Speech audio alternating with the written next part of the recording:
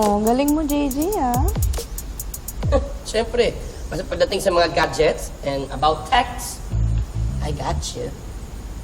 Cute mo. Yun eh. Kasi magaling ka. Yun. Tol, mutulog. Sorry.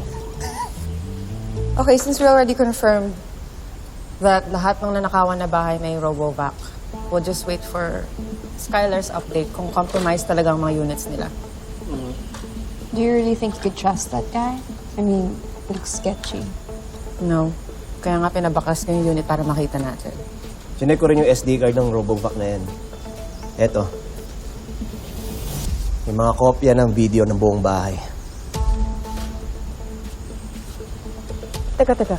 Paano sila nakakuha ng video footage ng bahay? Nasa sahig yung RoboVac. Cheap. Naka-fish eye lens kasi yung camera ng mga vacuum.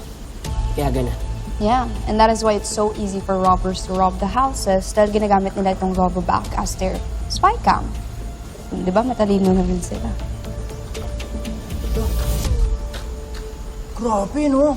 High-tech na din pala yung mga magnanakaw. Ito ka nga muna. Di mo linya to eh. Patingin nga dito. Ayop ka.